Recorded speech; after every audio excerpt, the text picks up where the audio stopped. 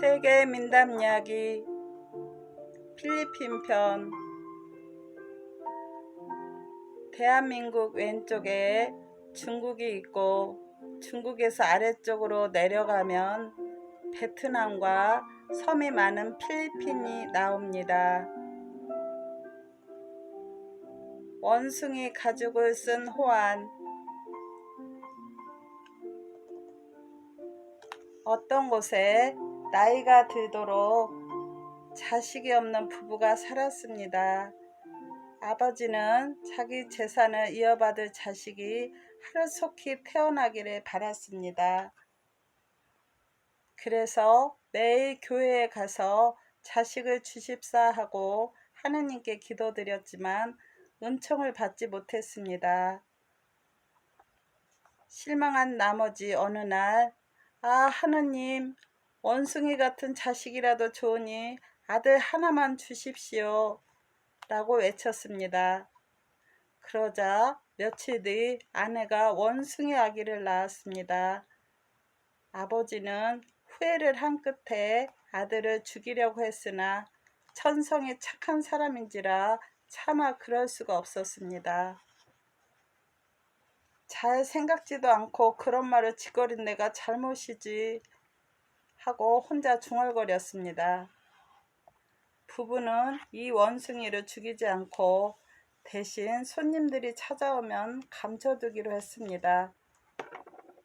사람들이 아기를 보고 싶다고 하면 죽은 지 벌써 오래입니다요 하고 말했어요. 원숭이가 장가들 나이에 접어들었습니다. 아들은 아버지한테 가서 아버지 축복해 주십시오. 저는 지금부터 아내를 구하러 떠나겠습니다. 아버지는 난폭스러운 아들로부터 해방되는 것이 기뻐서 떠나가는 아들에게 축복을 했습니다. 그러나 헤어지기 전에 아들에게 이제 2번 다시 집으로 돌아오지 말아라 하고 말했어요. 알겠습니다. 결코 돌아오지 않겠습니다.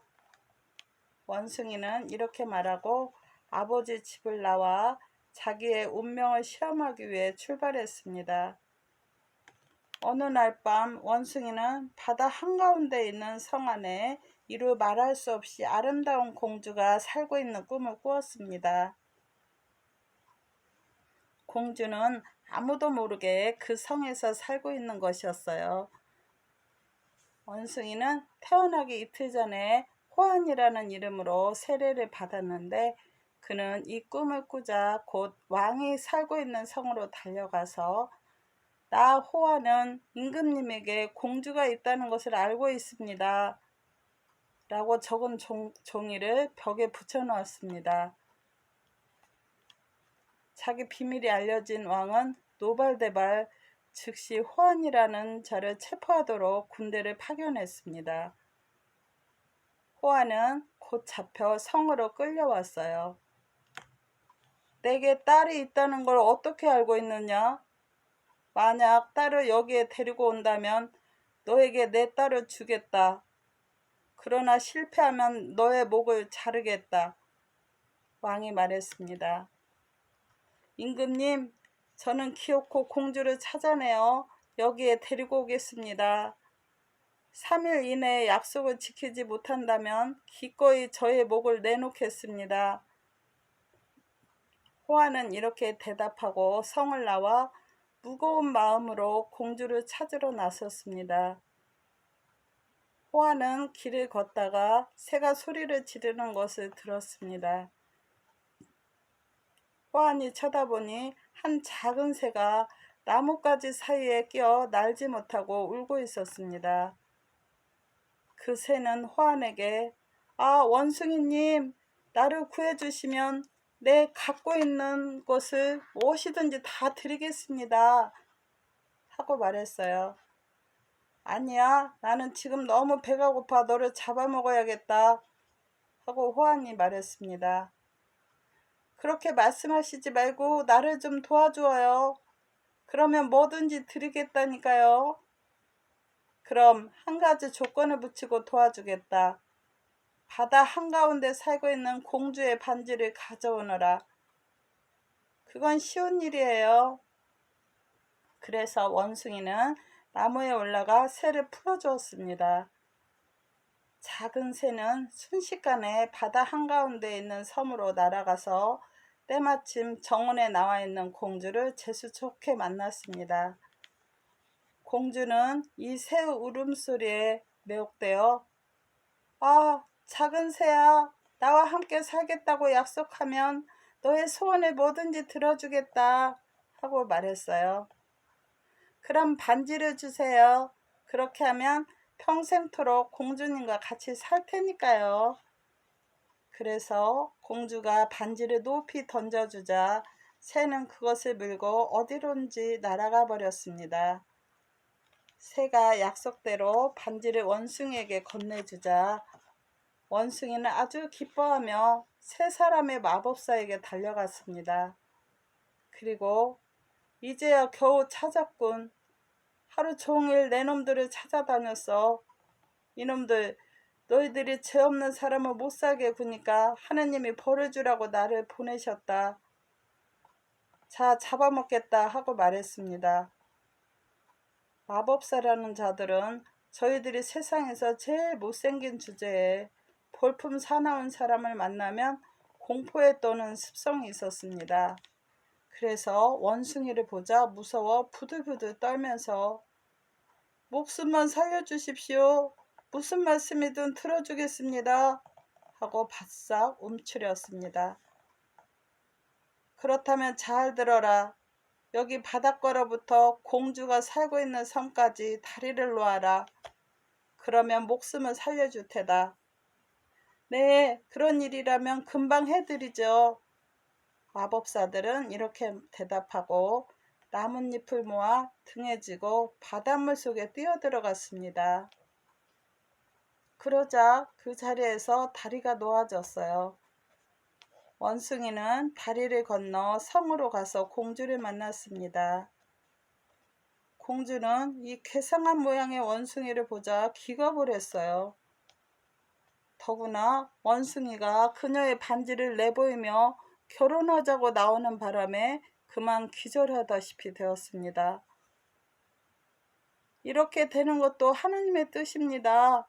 원숭이는 공주가 자기에게 혐오감을 나타내는 것을 보고 이렇게 말했어요. 당신은 나와 결혼하든지 아니면 사라져 없어지든지 그 두 길밖에 없습니다. 반항하여도 아무 소용이 없다는 것을 깨달은 공주는 결국 원숭이의 말을 따르기로 했어요. 원숭이는 공주를 데리고 왕한테 갔습니다. 딸이 동물의 힘에 좌우되고 있는 것을 본 왕과 왕비는 그만 기절을 했어요.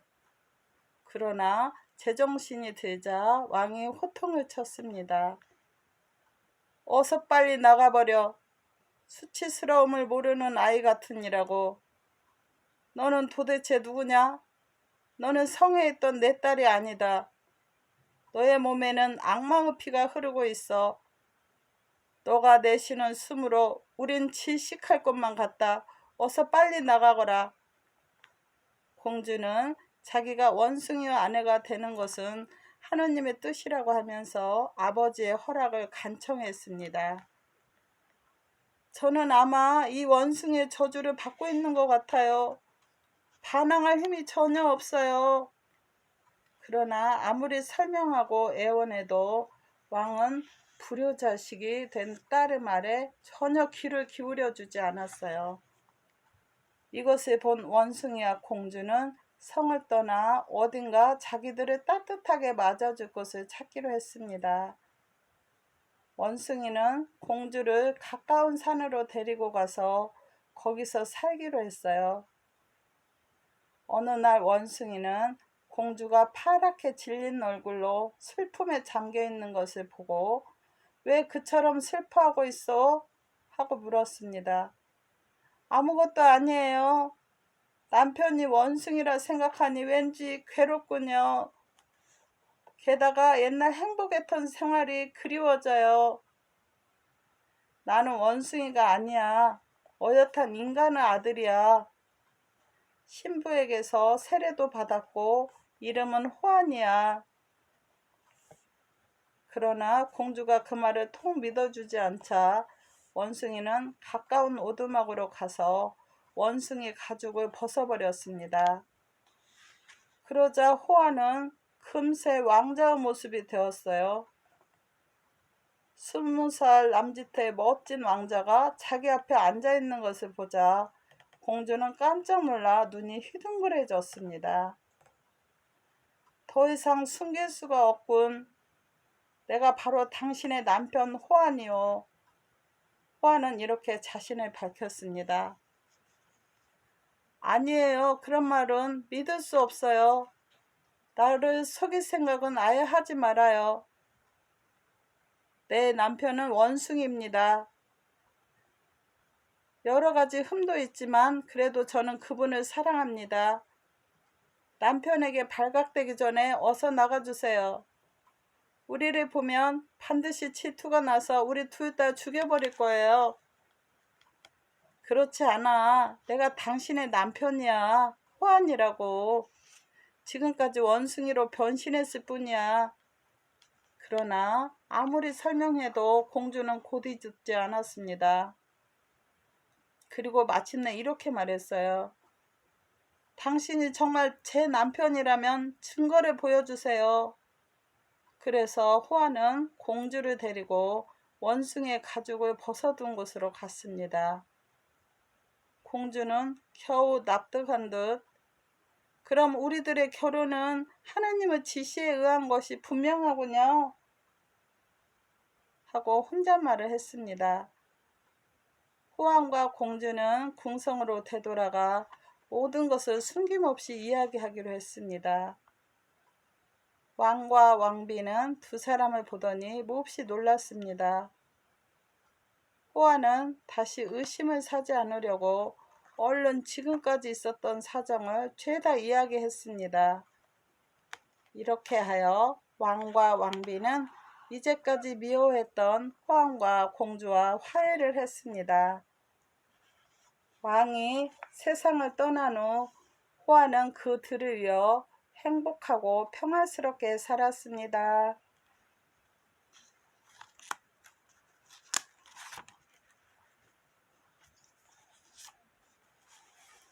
칼랑 칼 이야기.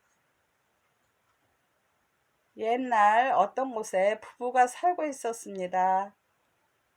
결혼한 지 오랜 세월이 흘렀으나 아직도 아이가 없었어요. 매주 일요일에는 교회에 나가서 아들 하나만 점지해 주십사 하고 기도를 드렸습니다. 그래도 아이가 태어나지 않아 마법사에게 가서 왜 하느님이 기도를 들어주시지 않느냐고 물어보았습니다. 그러자 마법사는 1년 지나면 아들이 태어날 테지만 그 아이는 엄지손가락과 집게손가락을 편 길이만큼의 작은 아이일 것이라고 말했습니다. 그래도 부부는 기뻐 인사를 하고 집으로 돌아왔습니다. 1년 후에 예언대로 아들이 태어났습니다. 아주 작은 아이였으나 힘 많은 다른 아이들에게 결코 지지 않을 만큼 강했습니다. 세상에 별일도 다 있단 말이야. 저 아이는 자기 배보다 훨씬 큰 양의 음식을 먹어치우거든 하고 이웃 사람들이 떠들어댔습니다. 아이는 자라면 자랄수록 더 많은 음식을 먹었어요. 키가 넉 자가량 되자 80대의 쌀밥과 20근의 생선과 고기를 먹는 것이었습니다. 이렇게 작은 아이가 어쩌면 그렇게도 많이 먹는지 마치 메뚜기처럼 하루 종일 먹잖아요. 어머니는 남편에게 이렇게 말하곤 했습니다. 카랑칼이라고 하는 이 소녀는 힘이 굉장히 세었지만 성질은 온순했습니다. 마을에서 씨름을 하면 누구보다도 힘이 세었기 때문에 언제나 마을 아이들의 대장 노릇을 했습니다. 마침내 집안의 재산이 이 소년의 음식값으로 죄다 탕진되어 버렸습니다. 아버지는 어부였기 때문에 살림은 나날이 더 가난해져 갔어요. 그래서 어느 날 칼한 칼이 놀러 나간 사이에 어머니는 남편에게 이렇게 말했습니다. 칼한 칼을 어떻게 하죠? 이러다간 우리는 쥐처럼 가난뱅이가 될 거예요. 칼한 칼도 이젠 다 자랐으니 어디에 가서 혼자 생활을 하라고 말하면 어떨까요? 그러자 남편이 대답했어요. 그럼 부끄러운 일은 할 수 없어. 하느님에게 기도드려 얻은 아이가 아닌가. 그것보다 내가 숲으로 데리고 가서 죽이는 편이 낫겠어. 이웃 사람들이 물으면 숲에서 나무를 베는 동안 재난으로 죽었다고 말하면 될 거 아닌가.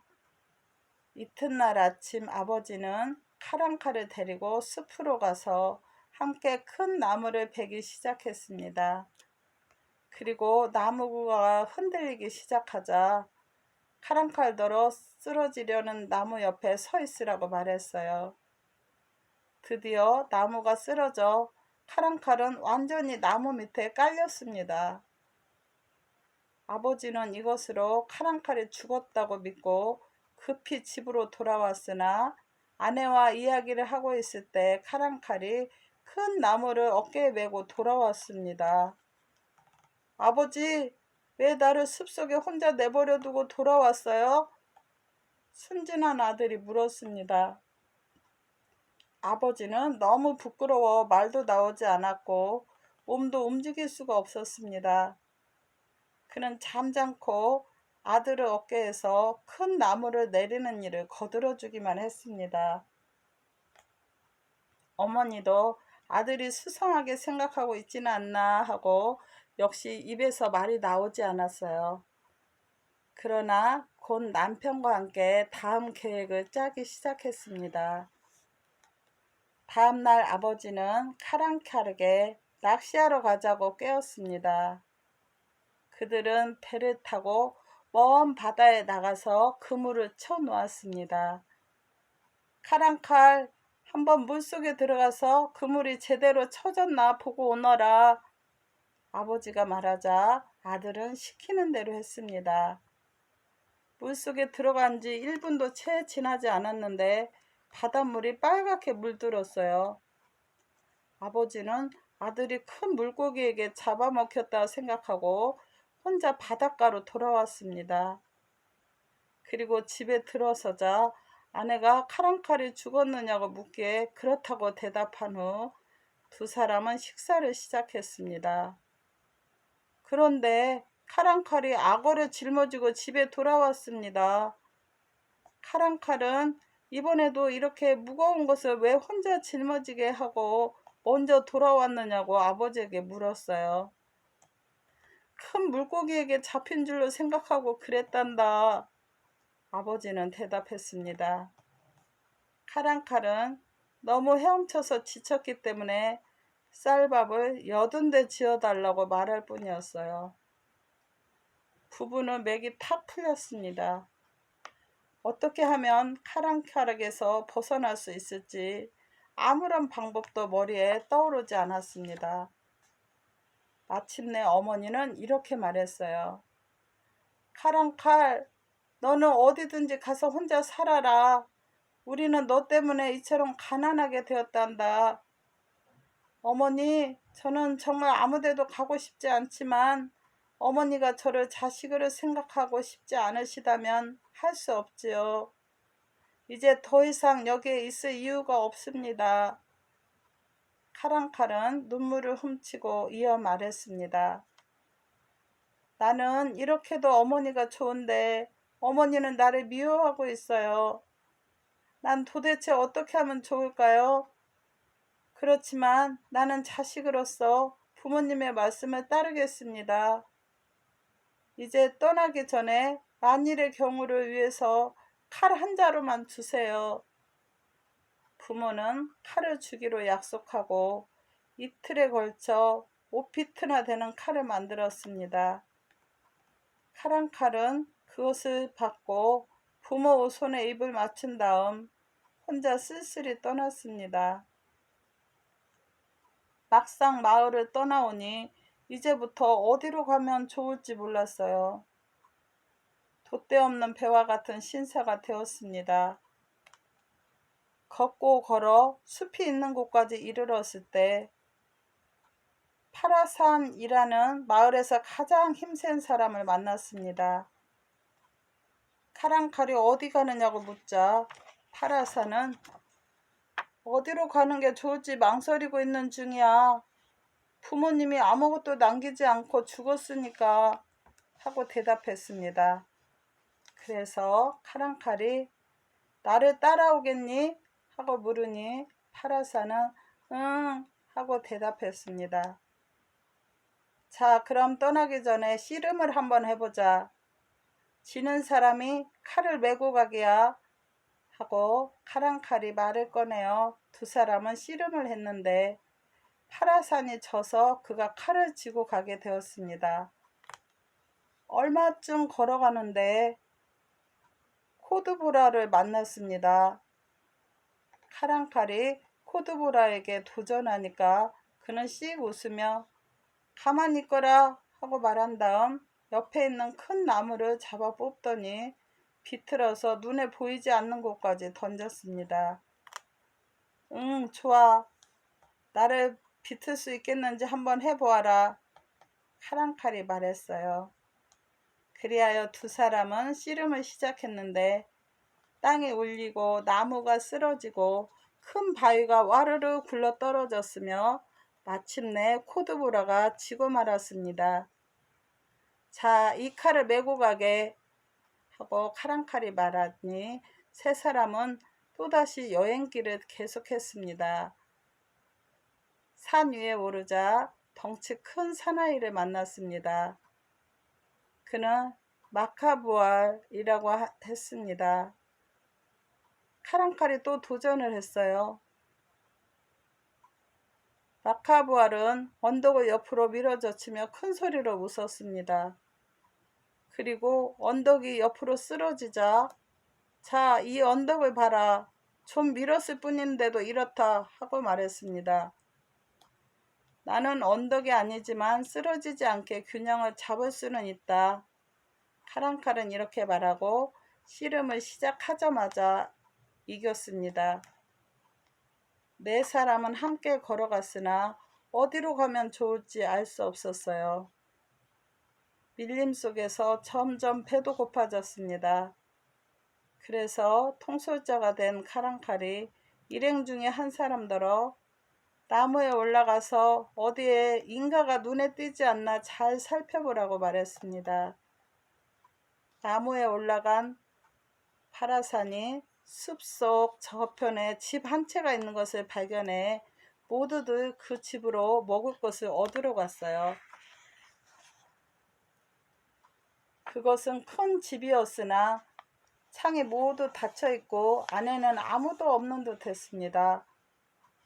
문을 두드려도 대답이 없었어요. 안으로 들어가자 굉장히 맛있는 음식이 식탁 위에 산더미처럼 쌓여 있었습니다. 네 사람 모두 배가 몹시 고파 죽을 지경이었으므로 마치 자기들을 위해 음식이 차려진 것처럼 전부 먹어치웠습니다. 식사 후 파라산에게 부엌 일을 맡겨놓고 나머지 세 사람은 사냥하러 나갔습니다. 파라산이 음식을 만들고 있는데 이윽고 땅이 울리더니 굉장한 거인이 집 안으로 들어오는 것이 보였습니다. 호, 바야, 타오, 카인코, 인간의 냄새가 난다. 잡아먹어야지. 파라산은 거인에게 대항했지만 손을 쓸 겨를도 없이 머리카락이 뽑히고 기둥에 붙들어 메어졌습니다. 거인은 혼자 식사를 마치고 포로를 그대로 둔 채 나가버렸어요. 세 사람은 식사 준비가 되어 있지 않자 화를 냈지만 그래도 파라산을 풀어주고 식사 준비를 하게 했습니다. 그 후 이번에는 코드보라가 부엌 일을 맡고 다른 세 사람이 사냥하러 나갔는데 그도 역시 파라산처럼 당했습니다. 마카부알도 그 경우도 마찬가지였어요. 마지막으로 카랑칼이 지혜와 힘과 운을 시험할 차례가 되었습니다. 그는 세 사람이 나가기 전에 자기의 머리카락을 자르게 했습니다. 거인은 집에 들어서자 카랑칼의 흰 머리를 보고 웃음을 터뜨렸습니다. 거참, 흰 머리를 처음 보니 우습다. 내 머리도 희게 해줄 수 있겠느냐? 거인이 말했습니다. 그렇게 하자면 머리를 빡빡 깎아야 한다. 아주 힘든 일이야. 힘들어도 상관없다. 깎아주게나. 카랑칼은 밧줄과 왁스를 가지고 와 거인을 기둥에 꽁꽁 묶고 온몸에 왁스를 칠했습니다. 그리고 거인의 몸에 불을 질러 죽여버렸습니다. 그 후부터 네 사람은 그 집에 함께 살았어요. 어느 날 바다 건너에 사는 왕이 그곳에 있는 큰 바위를 제거하는 사람에게 보답으로 공주를 주겠다고 했습니다. 그 소문이 네 사람의 귀에 들려왔어요. 넷은 힘을 겨루러 떠났습니다. 배가 없어서 헤엄쳐 갔어요. 3주일 동안이나 헤엄친 끝에 섬 같은 곳에 다 휴식을 취했습니다. 반질반질하고 매끄러운 그 섬을 카랑칼이 칼로 콕 찌르자 섬이 갑자기 움직이기 시작하더니 무서운 속력으로 네 사람을 목적지인 왕국까지 운반해 갔습니다. 넷은 곧장 왕 앞으로 가서 바위를 제거하기로 약속을 했어요. 왕은 병정더러 네 사람을 안내하도록 했습니다. 많은 사람들이 네 사람의 주위로 몰려왔어요. 파라산이 맨 처음으로 시도해 보았습니다. 그러나 바위는 꿈쩍도 하지 않았어요. 다음 코드보라가 해보았지만 몇 피트밖에 움직이지 않았습니다. 마카부알은 반말 움직였으나 왕은 낙제라고 말했습니다. 이윽고 카랑칼이 바위를 밧줄로 묶어 그 줄을 흔드니 바위는 저 멀리까지 날아가 버렸습니다. 왕은 대단히 기뻐하며 마음에 드는 공주를 신부로 택하라고 카랑칼에게 권유했어요. 그렇지만 저는 아직 결혼할 나이가 못 됩니다. 하고 카랑칼이 슬픈 듯이 말했어요. 그러나 임금님이 좋으시다면 저의 친구 한 가운데서 한 사람을 공주와 결혼시켰으면 합니다. 왕이 이 제안을 받아들여 파라산이 왕자가 되었습니다. 미혼자인 나머지 세 사람도 상과 함께 살았습니다. 이제 이 네 사람은 이 왕국에서뿐 아니라 다른 나라에서도 유명해졌습니다. 그 후 1년도 채 지나지 않아서 네 사람에게 편지가 날아왔어요.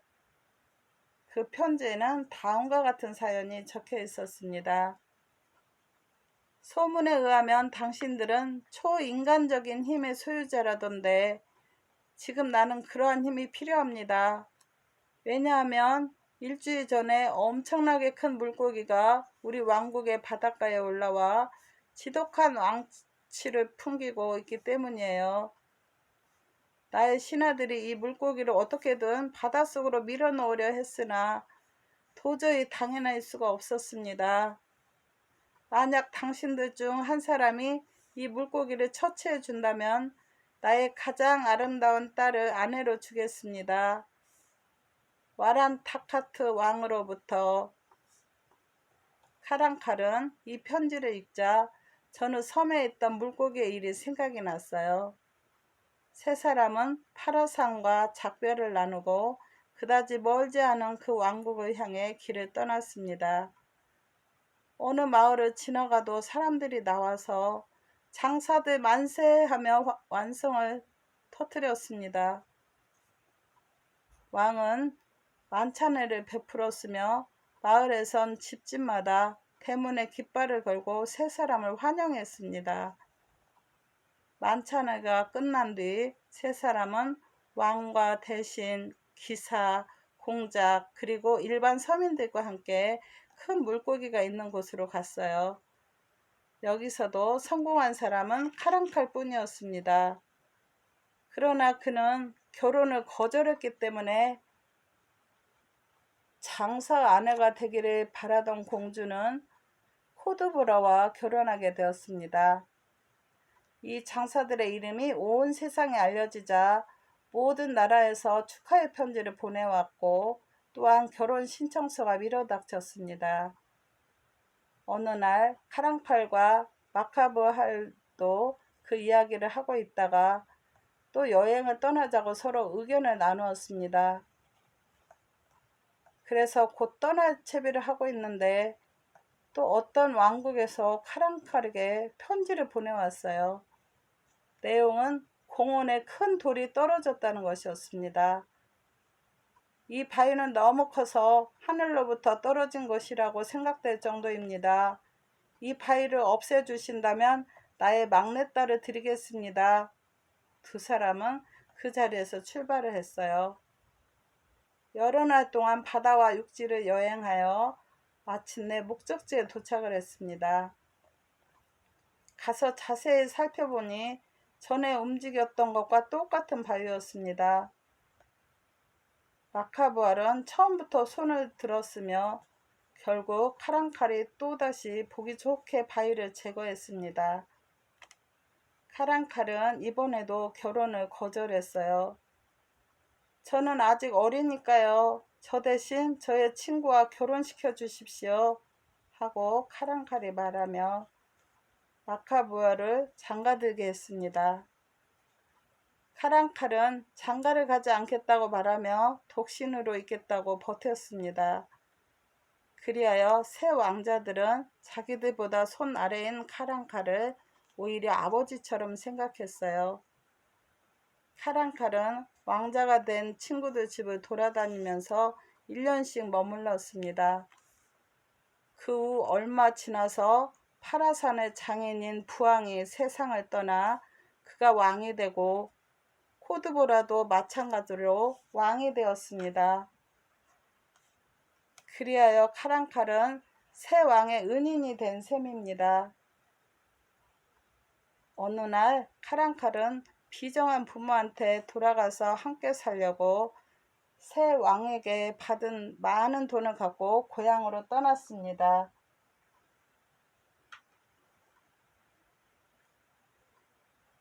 카랑칼이 큰 돈을 가지고 왔기 때문에 부모는 아주 기뻐했습니다. 그 후 카랑칼은 새 왕의 보살핌을 받으며 부모님과 함께 잘 살았습니다.